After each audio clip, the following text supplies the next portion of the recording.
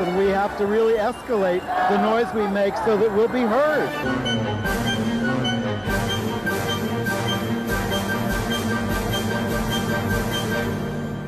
Welcome to Gay USA. I'm Andy Hum. I'm Ann Northrup. And even though we won that House race in Philadelphia, it's not Philadelphia, Pennsylvania, Donald Trump is still the president.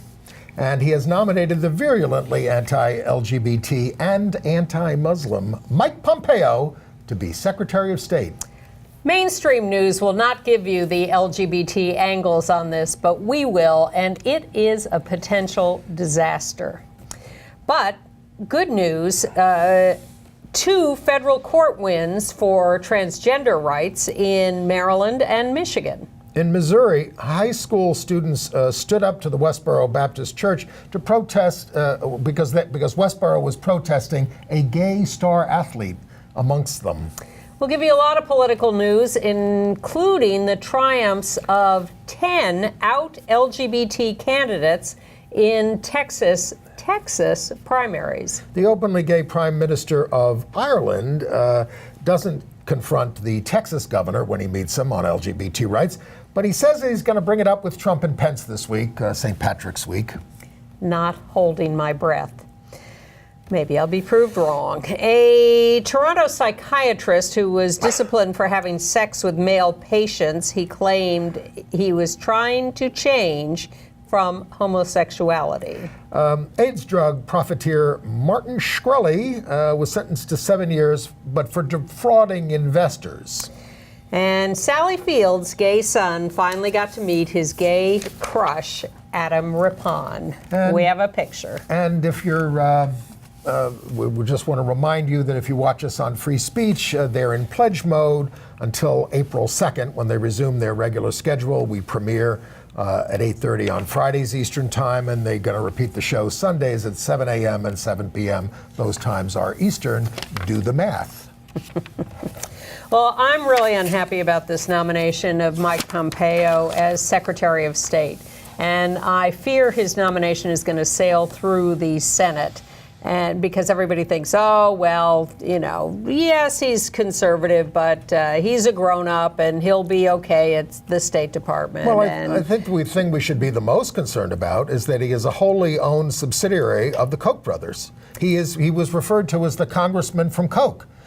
Because they gave so much to his campaign, and he went along with anything they wanted, and they want to run the world anyway. He was a congressman from Kansas, and his district included the Koch brothers' headquarters, which is why they poured so much money into him.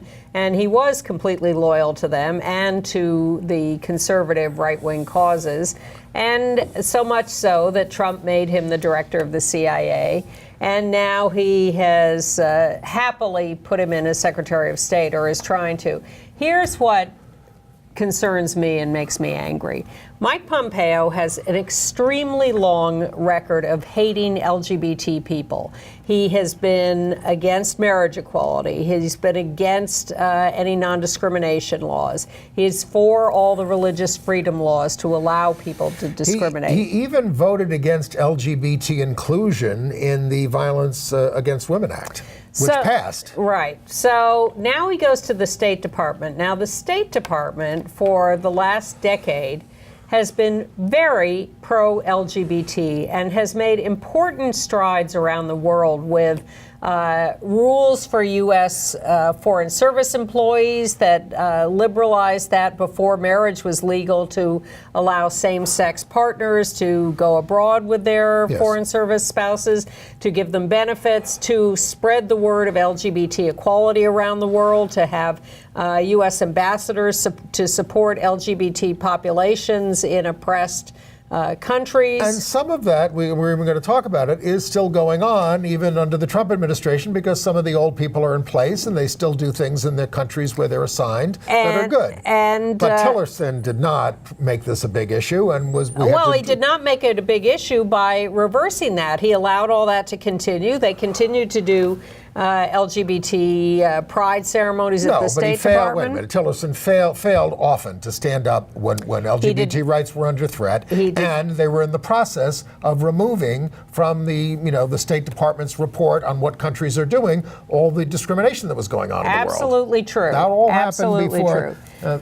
And plus, what you might be concerned about, even if you don't give a damn about gay rights, is that nobody works at the State Department anymore. Well, I mean, it's all empty. of that It's under a ghost Tillerson, town. all of that under Tillerson is going to look like paradise in the rearview mirror once Mike Pompeo gets into office, because not only is he a wholly owned subsidiary of the Koch brothers, but he is a wholly owned subsidiary of the Family Research Council and Tony Perkins. He's very happy.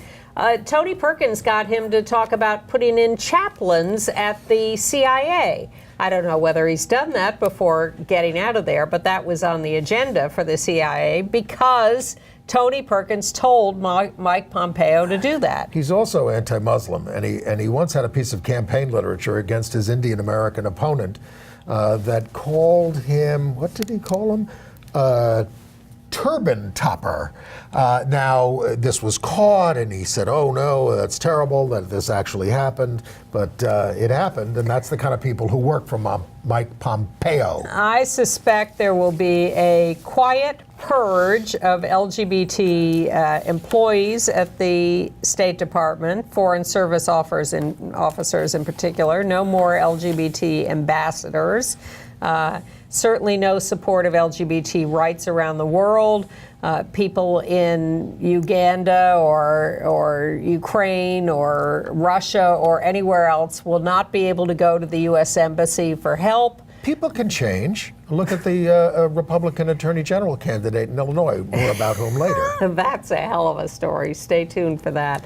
But I'm really, really concerned about Mike Pompeo as Secretary of State. I'm concerned about the whole world. I mean, come on. We don't have teams in place when we're supposed to be negotiating with North Korea and Iran. Pompeo is hell-bent on queering the Iran deal. That's one of the reasons he was hired. It's insane. It's not safe. I've been thinking, as I always do, about the Trump administration and his voters and supporters, and I have a new little twist on it. Because I can't imagine how they can do all these things and support all these points of view that are so treasonous and so opposed to the U.S. Constitution and what we think of as American values. And their own interests. Exactly, their own interests. But they, on the one hand, the words that come out of their mouth are, we support the Constitution and it's not being highly regarded enough while they do all these things. And I think that what they adhere to because we look like fools supporting the old guard and the old ways, right. and they're the disruptors who are going to fix things. I think they support a common sense constitution, that their views have to do with what makes sense to them, like why wouldn't we let business owners discriminate on the basis of their religious views? What's wrong with that? What's the big deal? Why wouldn't we let teachers have guns? Right. Isn't that what makes sense? I mean, if people are going to come into schools with guns, then why wouldn't we want the teachers to shoot back? It's all about a common sense agenda that is completely contrary to actual American laws and values.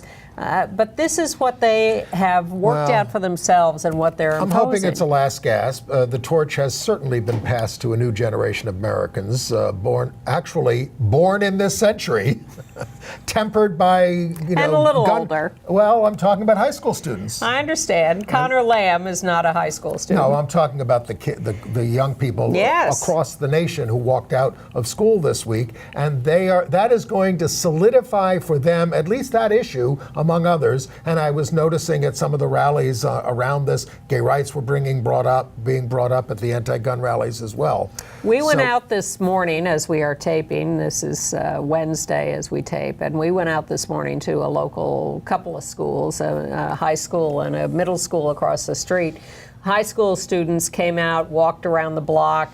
Middle school students stayed in their playground and made a circle and stood there silently for 17 minutes, which is hard to do. In the cold. Yes. And it was just wonderful to see it all. And to me, this is them beginning to learn the lesson of having their own voice, protesting, not handing power over to their elders. It was terrific to see. And I do hope it solidifies them for their lives in terms of a more progressive tradition, although what happened with our generation, I mean, we protested the Vietnam War, and apparently we're getting older and voting for people like Trump. I do want to say one thing about, as long as we're on the gun stuff, I mentioned last week this woman who was profiled in the New Yorker, who's the NRA lobbyist in Florida. And certainly the state has had a little success by passing a gun law that they didn't want. But what I didn't mention was... That they're suing about. Yes, they are. That her power derives not from just being one woman who's the NRA rep, but what this article pointed out is that she has a constituency in Florida of 2 to 3 million NRA members, and that's how she has power in the legislature, because she sends out constant information to them that is distorted, but she can marshal those 2 to 3 million people to come to the polls. I'm on some of these lists, these right-wing lists, just to keep up with them, and I see what they say. And but they're scared at this point. Well, their literature has always been scare literature. No, that's how they get people out. Well, now they're scared. They I really hope are going so. to lose power. Well, we did squeak out a victory in the House race, the special House race for the congressional seat that's going to go away at the end of the year with this Connor Lamb. He was outspent by 5 times. And now some people have written me saying, well, he's a very conservative Democrat. Well, he didn't take any corporate PAC money, which is admirable. He stood up for labor, assiduously. He's anti-choice, but he supports the Supreme Court decisions. Yeah. He's not out to destroy those. Personally, Yes, so many Catholics have Yes. said that. I don't know if he is Catholic. But, I heard last night that nationally now that was a 20-point swing in that district. Even if we didn't win it would have been a great victory. But nationally, the Democratic swing is 9 points. Apparently, you only need 4 points to flip the House towards the Democrats. So it's up 9 points now. And it's the enthusiasm gap. People realize this. They're coming out to the polls. They're voting. They're participating. Who didn't participate before? People are running who never ran before.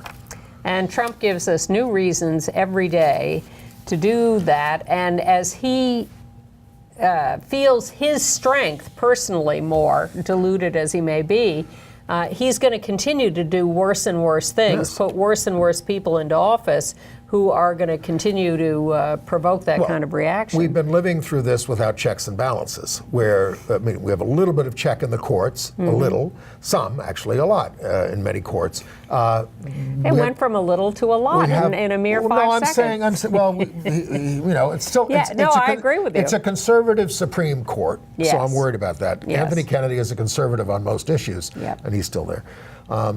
But at the federal other courts, we've been checking him. There was a good development in the administration this week. The president hired an impeachment lawyer. That's a good sign. But we also skipped over the fact that he's appointed this torture maven, Gina Haspel, to be the head of the CIA. And even some Republicans, like John McCain and like Rand Paul, have come out against her. I don't know if they're going to vote against her. Well, the apologists say everybody was doing it in the Bush administration. Everybody was ordered doing it. I'm just reporting Everybody that. told you to jump off a bridge. Would you do it? I think, aside from the fact that they waterboarded one Iraqi supposed terrorist 83 times in a month, 83 times in a month, and then decided he had no information to give.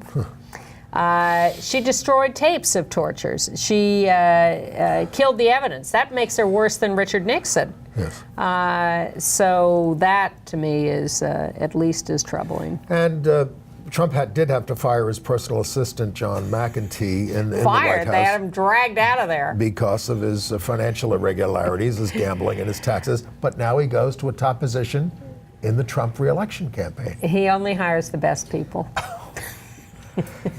And then Betsy DeVos, fresh from her 60 Minutes interview, visited Parkland and Marjorie Stoneman Douglas High School. And a student named Ali Sheehy tweeted, "Do something unexpected.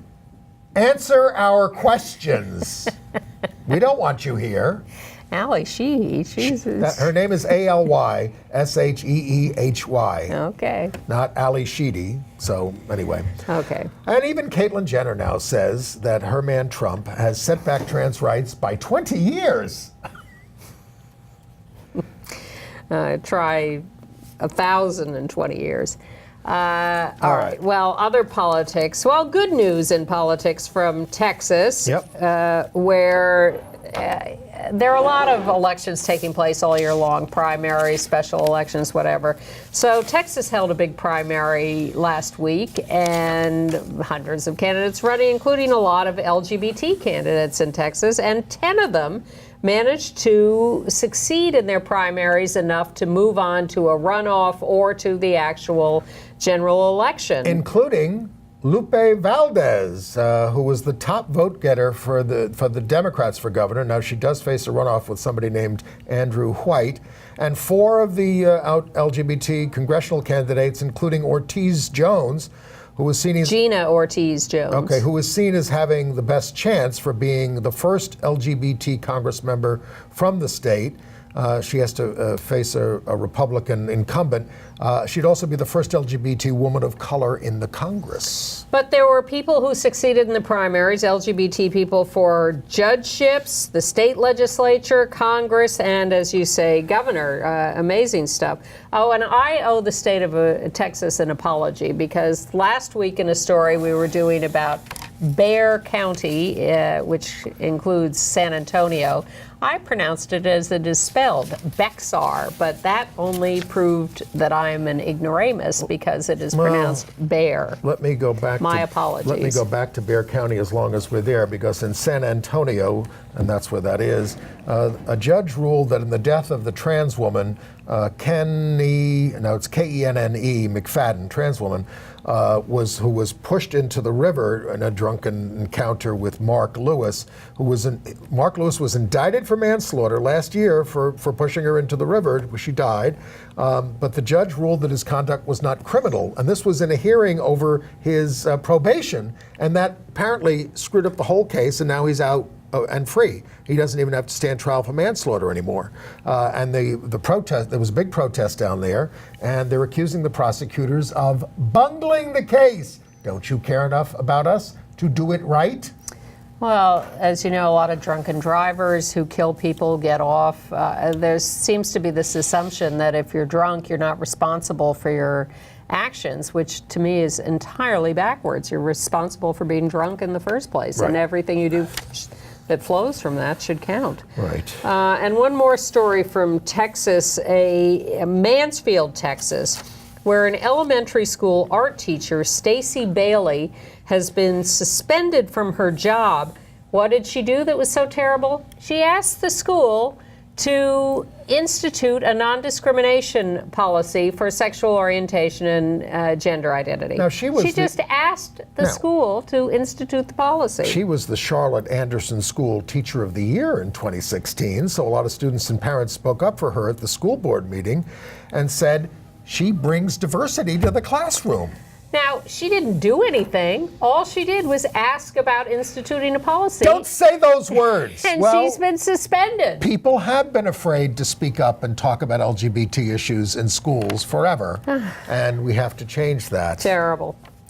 All right, well, and I want to throw in one or two more political things. In the United States Congress, Senator Mike Lee, Republican of Utah, and about 20 of his colleagues have introduced again the First Amendment Defense Act. This would make it okay to discriminate against same-sex couples, unmarried couples, single parents, by private corporations, government contractors, non-governmental organizations, and individuals, all under the guise of religious freedom. Somebody in one of the states, some legislator in one of the states where this came up last year, had an idea of attaching an amendment to this, and I think it's a great idea.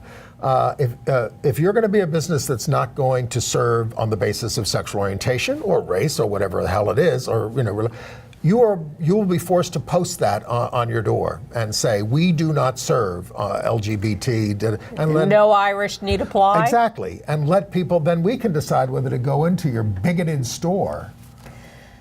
I see the appeal of that, but somehow it seems to me that would create a climate that it would get not ugly, be... but it's ugly now.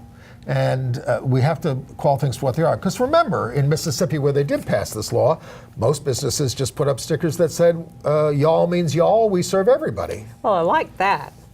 All right.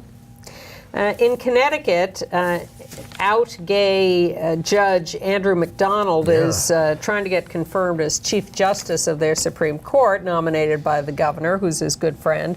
And it's very controversial at the moment because he, as a judge, ruled in a death penalty case that since the legislature had repealed the death penalty, but only for cases back to a certain point, that they actually had to repeal the death penalty for everybody. And the legislature doesn't like that because there's some people they want to kill.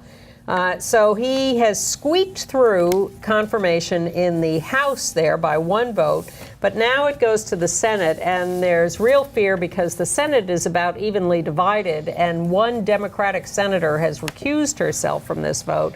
So his nomination is still extremely iffy, but we'll continue to follow that. More support for a gay athlete in Ladue, Missouri at John Burroughs High School. We have a report on this from the local news station. When Westboro Baptist Church promised to protest outside of John Burroughs High School with 36 picket signs, the community snapped back, bigger and louder.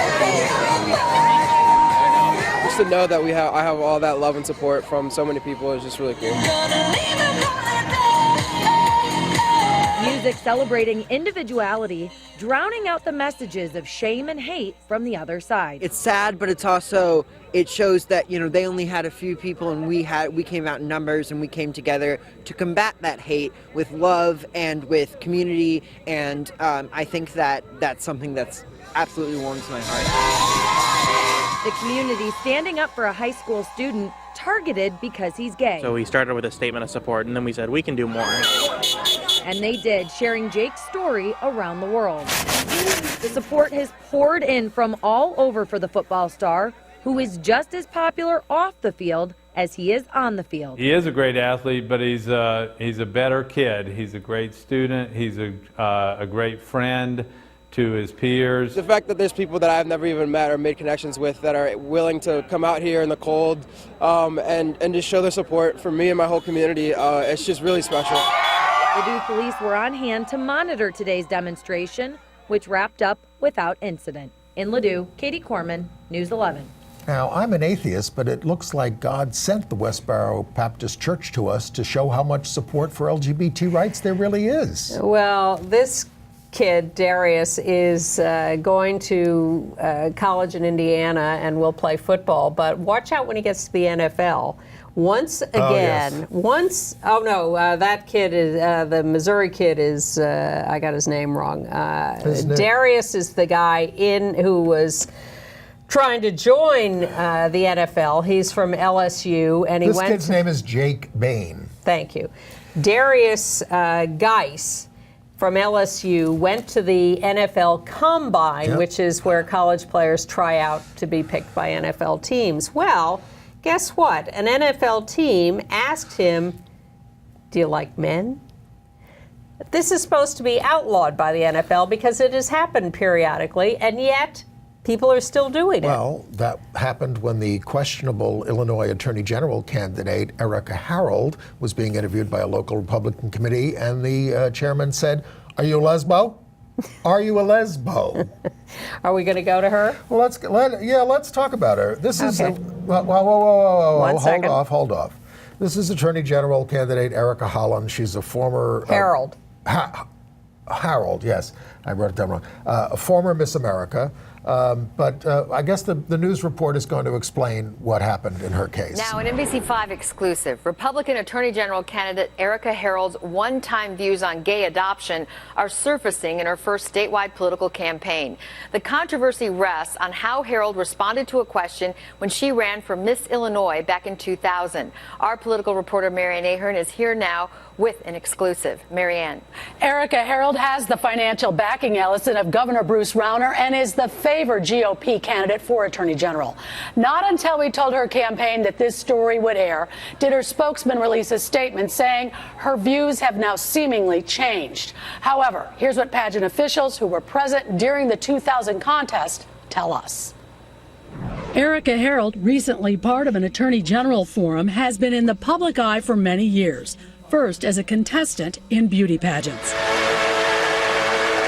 In 2000, Harold competed in the Miss Illinois contest. Multiple sources who played a role in that event tell NBC5 when Harold was asked in a closed-door question and answer session, if you had to place a child in foster care and the choices were either A, a loving gay couple, or B, a heterosexual couple who were known child abusers, who would you choose? 3 people who were pageant officials with knowledge of that question and answer session say Harold chose the child abusers.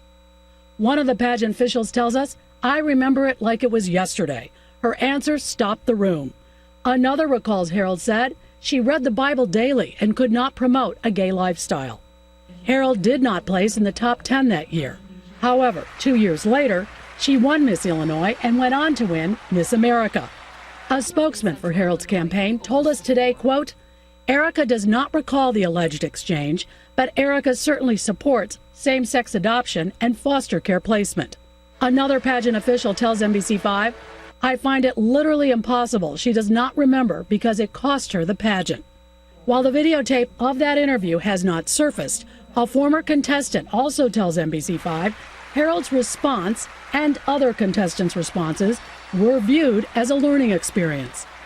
Harold ran for Congress and lost in 2014. This campaign, she has received the backing of Governor Bruce Rauner, who recently donated $350,000 to her campaign. And we did ask the Rauner campaign for reaction to this story. They did not respond. Patrick? Well, the Rauner campaign has responded since then, and the timeout. No, keep going. Yeah, the governor has said I'm sticking by her. She's great, and she is getting most of the endorsements of the papers for the Republican nomination. The thing is, yes, can people change? Am I ashamed of some things that I said or wrote when I was 20? I am, and I'm not going to tell you what they are. But people do grow and people do change. But she did go to Harvard Law School, and all right. So she says she supports same-sex adoption. But she's a member of a virulently anti-gay party at this stage of the game. And if she has changed her views, how come she's speaking at CPAC? Right. Why? How did they let her speak if she now supports same-sex I'd like to, I think adoption? she needs to be pressed, more in depth about what she really feels about LGBT rights across the board. It was pretty hilarious, though. Yeah, well, what a question. A loving gay couple or child abusers? I would you pick choose? child abusers. Well, I'd have to. Well, she said, she said she could not subject a child to the gay lifestyle. That was what she said. A kid in school once, where I was speaking, I think Paramus High School, once asked me about the gay lifestyle, and I said, gay lifestyle?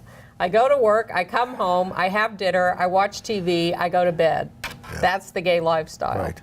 Well, your lifestyle better include paying attention to what's going on in your state on LGBT rights, because there are now 110 anti-LGBT bills in the country and 150 pro-LGBT bills, most of which are languishing. So if you want to read about these, we have a website for you to go to. Go to freedomforallamericans.org/leg tracker. That's legislative tracker, leg tracker. freedomforallamericans.org, leg tracker. And you can find out what's going on in your state, whether you want to stop it or support it. Well, for instance, in Oklahoma, the Senate there has passed one of these religious freedom for adoption and foster care agencies bills.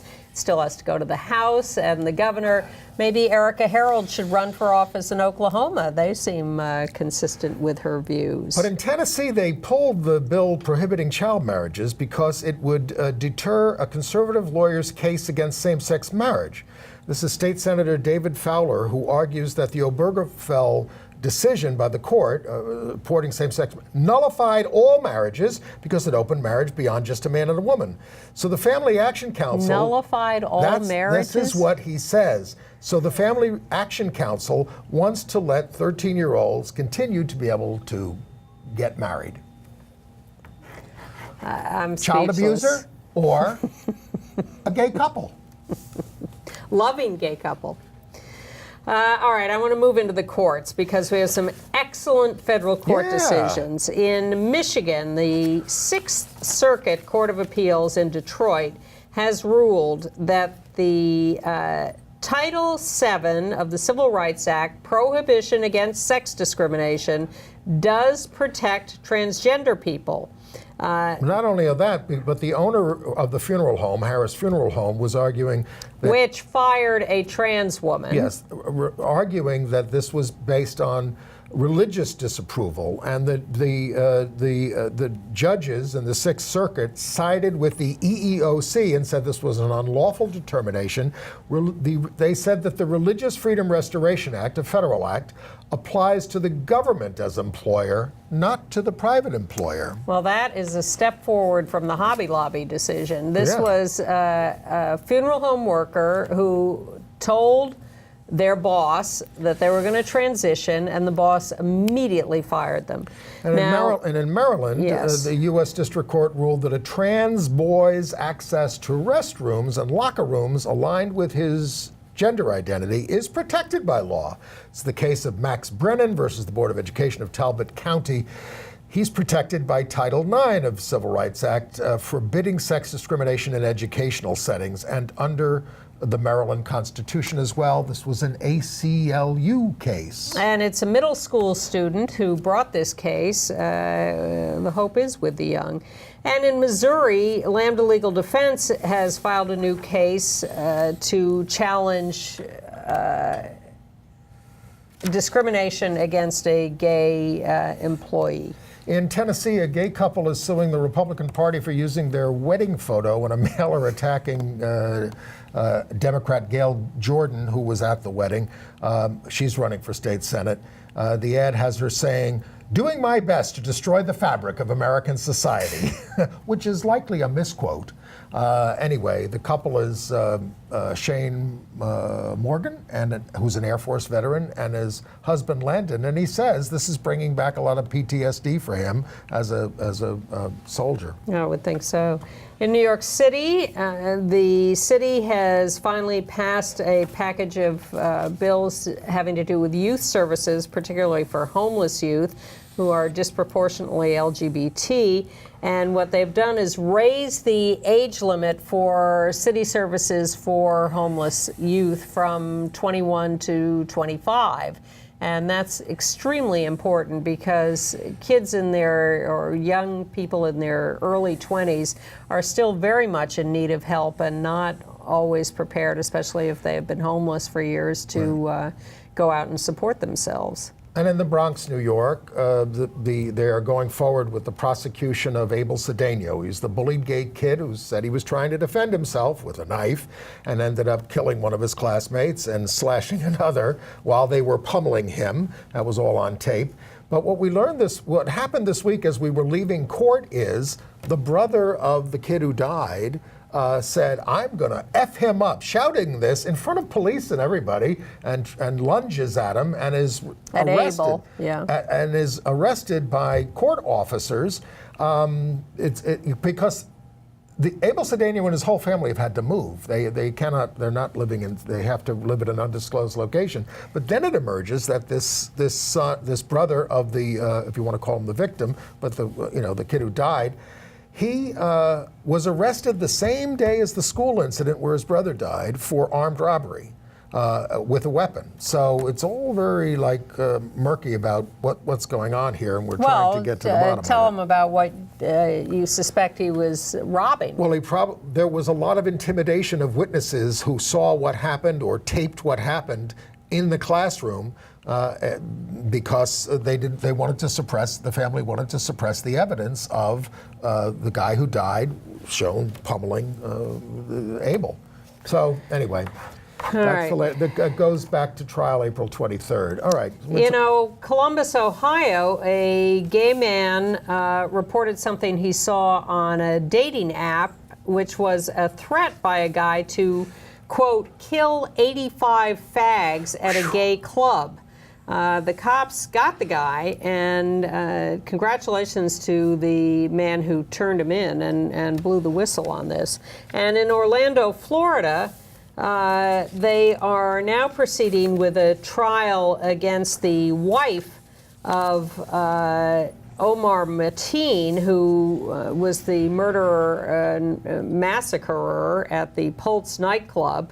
There's some question about whether she should be prosecuted and how much she knew and whether she, in fact, was another victim of Omar Mateen. But Glenn Greenwald, the out gay investigative reporter, is very against prosecuting her. Well, he's also saying there is no real evidence that Omar Mateen was targeting gay people. This is a little hard to swallow because, I mean, it was a truth. There are conflicting reports. They're saying he was looking for a club that he could get access to. Look, there were some reports that he had been scouting the clubs beforehand, that he had gone into Pulse, that's where the rumors came about that he in fact was potentially gay, and this was all about his own internalized homophobia.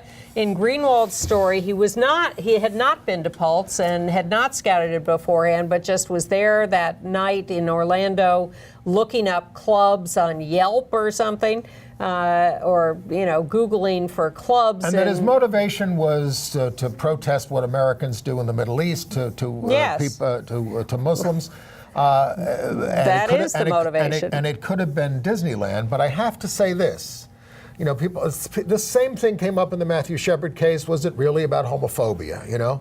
When you look at what they finally do, which is to massacre so many people, it also, I think there is looking at gay people and totally devaluing their humanity and existence, and it really freeing yourself to kill and to overkill. And I think that's what happened in both cases. So I think Glenn is not looking at that just because he didn't shout anti-gay epithets or something. No. Now I don't know personally about Omar Mateen, and we don't know whether he was in the club or not beforehand. There, were eyewitnesses who said he was, but they can be mistaken. But I agree. You cannot discount that as an element of the crime, that he picked that club either before or on that night. Also in Florida, the governor did sign that gun bill, but Gays Against Guns in New York and Orlando is angry and says the bill is not enough. It's a fig leaf for Governor Scott, who wants to run for the Senate. This is just a way for him to promote himself, and the bill itself is not nearly effective enough in what needs to be done. In Tennessee, Pastor Ronnie Gorton of the Awakening Church in Atoka is facing 47 charges of sexual abuse of minors, including one under 13, numerous boys, plying them with alcohol and porn. Nice. Oh, and I should mention that the U.S. Department of Justice is revealed to have slowed down the addition of LGBT questions on the American Community Survey, which is part of the census process.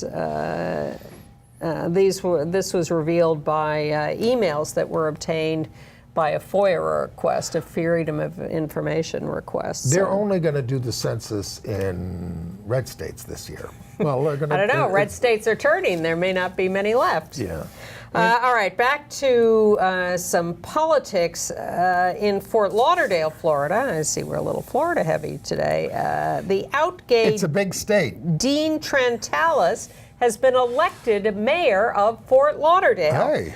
Now, we think of Fort Lauderdale as a pretty gay place, but they've had some anti-gay mayors recently, and this is a big triumph to have this guy elected. He's a real estate lawyer who's been on the city commission, who helped pass the Broward County non-discrimination ordinance, a longtime activist. And I also want to congratulate an old pal, Steve Glassman, who's a longtime gay activist, who was elected to the city commission in Fort Lauderdale. So we now have 2 out gay men on the city commission. One is the mayor and one is a commissioner on the 5-member city commission of Fort Lauderdale. Tony Perkins, we're taking over. And we told you last week that Cynthia Nixon, famous actress and out lesbian, may be running for governor of New York and may primary Governor Andrew Cuomo. And you should say major education activist. Absolutely major education activist, longtime political activist. And she has not officially announced yet. There's great speculation about this. I ran into her and her wife, Christine Marinoni, old softball colleague of mine, and tried to pin them down, but they were not revealing anything. But this week, Christine, who worked for the city in the Department of Education, quit her job, which is a large indicator that the campaign is on the verge of being announced. Andrew certainly needs a race, and of course a race is what's making him come out with some more progressive positions, but watch him abandon them as soon as he gets elected. He's done it to us before. Well, has New York City abandoned our Pride March? Well, that's a little They're extreme. changing the route. They are. It's coming up June 24th, Sunday. There's a new route. It will start at 16th Street and 7th Avenue. It used to just start on, it used to start on Central Park West and come all the way down 5th Avenue and into the Village. And it used to start in the Village and go all the way up to the park, Central which Park. I like better. But then they shortened it. Bloomberg shortened it. They started all it. parades got shortened. Yeah, but they shortened ours to starting after St. Patrick's Cathedral.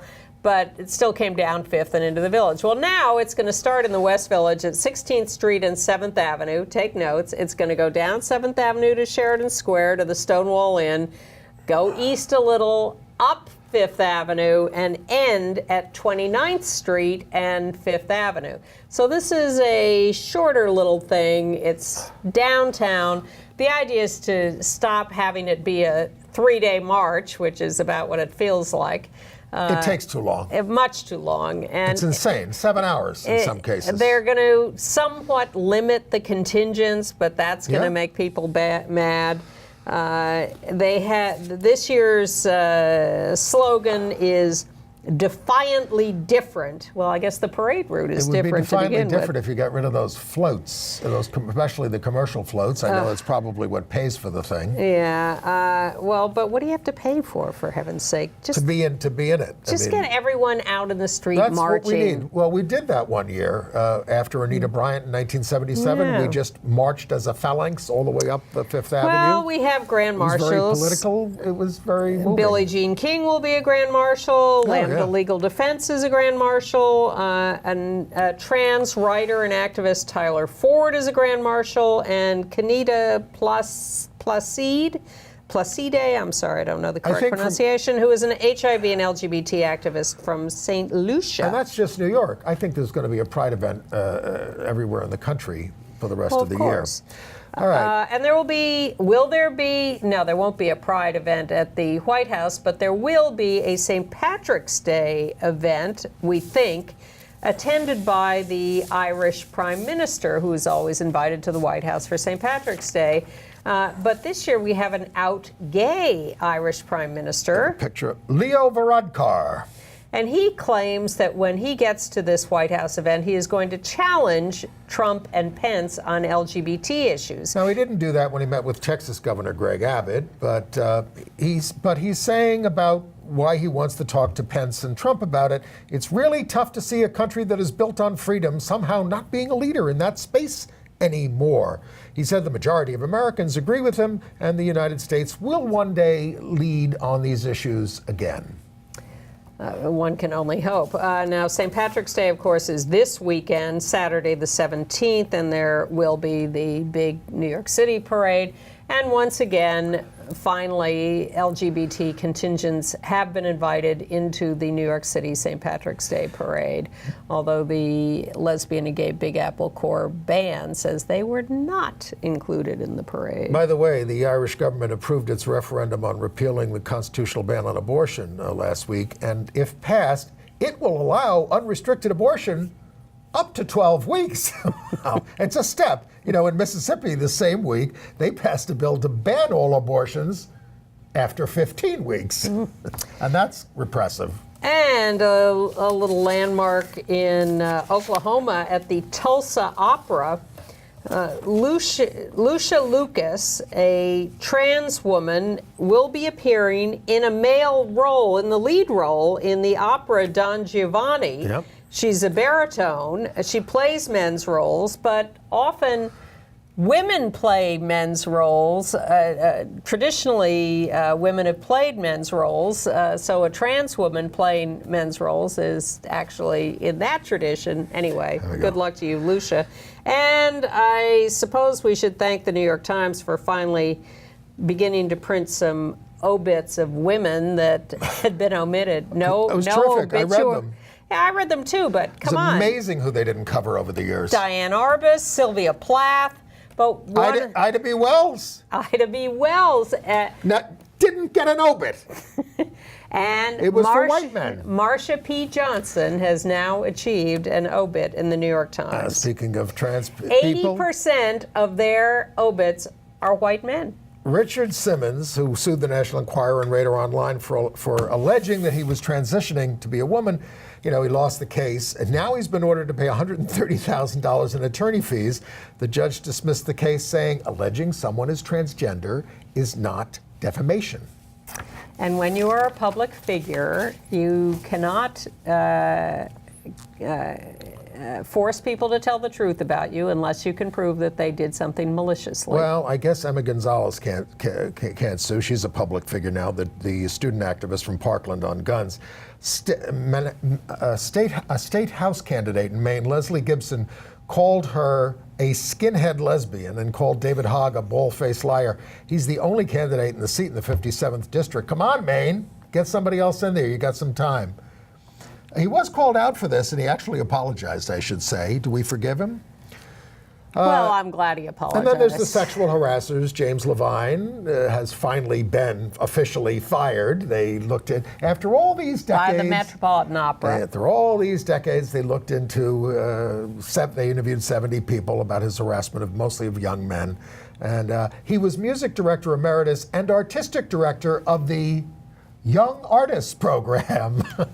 I guess that's something he assisted on. And then Richard Meyer, the architect, was also found out to have been sexually harassing women all these years, bringing them over to his apartment. The old story, the open bathrobe with the nakedness underneath, and don't you want a sauna? Won't you give me a massage? So he won't be celebrating the 55th anniversary of his business up at Cornell, where he was going to establish a scholarship to recruit and retain the most talented women applicants.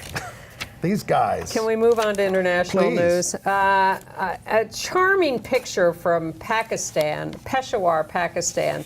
30 trans people in a ceremony got driver's licenses from the local police with a gender marker that reflects their gender identity. It's an X gender marker, which is what they want. And Pakistan, for all its horrors, is at least doing the right thing in this case. So you see some LGBT groups and celebrities wanting to boycott Bermuda. LGBT Bermudans are saying LGBT rights are stronger here than in the United States. We've got federal protections. We've got immigration protections for same-sex partners. We've got inclusive adoption legislation. They say they don't want to boycott. And the head of Bermuda Tourism is an out gay person. But they still are trying to repeal marriage, but maybe not. Maybe not.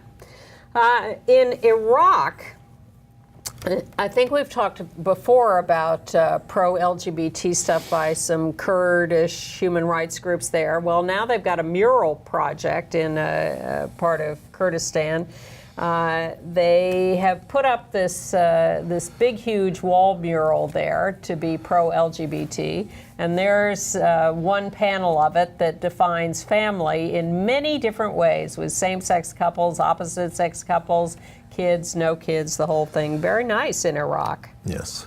In Germany, Bavaria, which is the most conservative part of Germany, has finally given in. They are dropping their legal challenge to same-sex marriage, which was legalized in 2017 in Germany. So now all clear on marriage equality in Germany. In London, there was a protest at Westminster Abbey by gays from the Commonwealth against the Queen. And Prime Minister May and the Commonwealth High Commissioners, who were all there celebrating Commonwealth Day. 37 of 53 Commonwealth nations still have laws against gay people. 2 still have the death penalty, Nigeria and Pakistan. Peter Tatchell Foundation put this on with a lot of representatives of the Commonwealth nations. And in Colombia, we have some election results from there.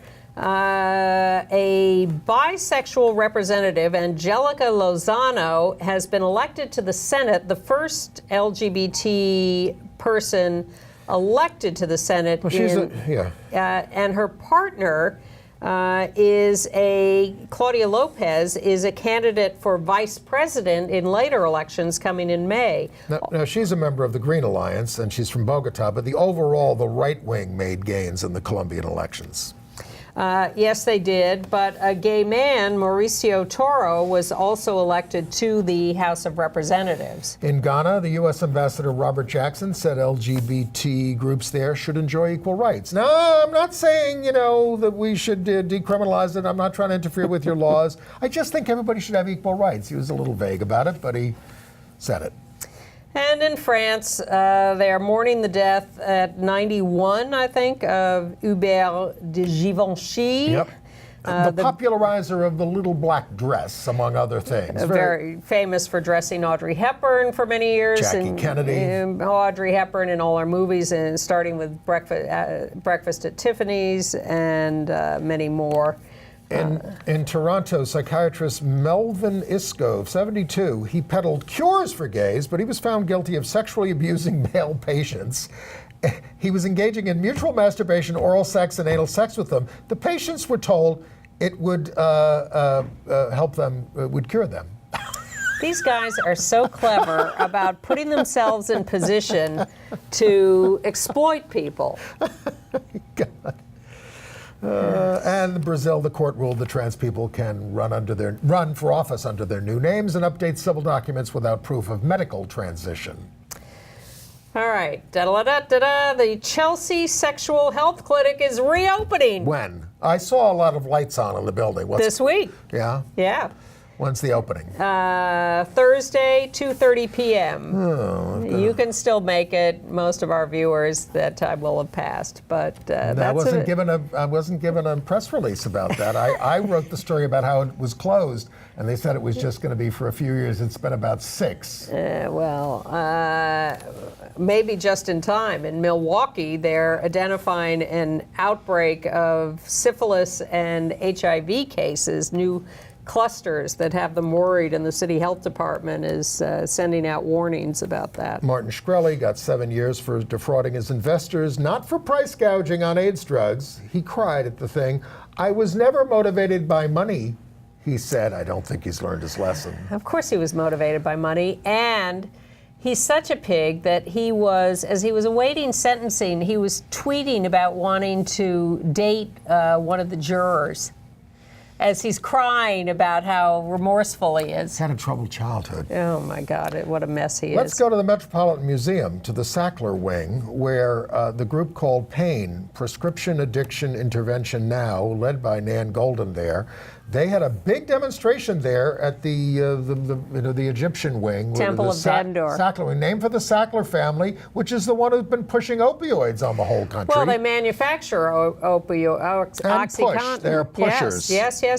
And the point, and Rise and Resist joined Nan and other activists. They threw 1,000 prescription bottles into the pond there. Yeah. Well, the point they made, which I thought was quite important and poignant, is the Sacklers say, oh, don't blame us. If you really care about this, instead of donating all your hundreds of millions to museums, how about donating it to rehab for all the people who've been addicted? Sure. Nan Golden recovered from opioid addiction, and that's why she is leading this demonstration. Well, she also said, I lost my community to AIDS. I won't stand by as another generation disappears. And by the way, the Treatment Action Group, AIDS activists who banded together to work for a cure, is having an event this weekend at next weekend, March 22nd through 24th at the Westbeth Wednesday, Gallery. March 21st is the opening from 6 to 8. At 55 Bethune Street at the Westbeth Gallery, and it's an exhibition of limited art editions, and panel discussions. And some pictures there. And there's a Nan Golden piece there. That's David Wojnarowicz on the left. In this piece, $15,000 will buy you that. But there are a lot of different pieces. And there's an ACT UP photo. Yes, photography of ACT UP. I'm looking forward to that. That's the TAG Limited Art Editions exhibit at Westbeth next week. The International AIDS Society has announced that the 2020 International AIDS Conference is coming back to San Francisco and Oakland.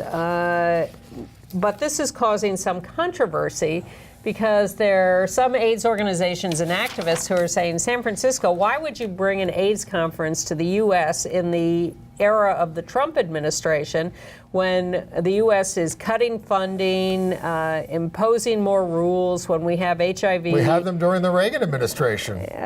Criminalization here, and San Francisco, of all places, which is a very expensive city these days, why not take it somewhere else in the world that's more accessible to more of the world? Well, why not? The 2016 conference was in Durban, South Africa. The 2018 conference this year is going to be in Amsterdam. They do it every 2 years. And now they're saying 2020 in San Francisco. But it's hard to turn those around, although they did once take an AIDS conference out of the U.S. Kind of at the last minute because of criminalization here. Okay. But the Boston Conference on Retroviruses and Opportunistic Infections said there's not enough people of color and young people on PrEP. And the CDC is refining its recommendations for who should use it. Okay. Entertainment news? Sure. Well, Sally Field's son, we have a picture of him here, Sam Griesman, Griesman. On the left. Had a public crush on Adam Rippon, and they got together at the HRC dinner in LA, where Rippon got the Visibility Award. And Nancy Pelosi appeared on RuPaul's Drag Race and got everybody calling their representatives and made a big pitch for everybody voting. Just got them on the phone, all the contestants. It was great. A sequel is in the works to Call Me By Your Name, using the portion of the novel that was not dramatized. Elio and Oliver meet up in America on the East Coast and then go around the world. And Timothy Chalamet and Armie Hammer are going to return. The New York Knicks basketball team held their first Pride Night this week with the Gay Men's Chorus performing the national anthem, and the Lesbian and Gay Big Apple Corps, not welcome at the St. Patrick's Day parade, doing a pregame performance, rainbow lighting inside and outside the arena. And Harvey Fierstein's Torch Song begins previews on October 9th, if you're interested in planning a trip. A new gay romantic comedy movie, mainstream movie Love, Simon, opening this week. Sounds a little dull to me, but we'll see what the reviews say. And I like this new show Champions on NBC with a young gay kid. And the National Geographic got a National Magazine Award for its gender issue last year, and that's all the time we have. We're sorry we don't have our guests that we promised you this week, Christina Osabka and Angela Steyer. Their plane was late, but we will talk about chronic fatigue syndrome some other time. Showtime, Beyond the Opposite Sex, that's starting this weekend.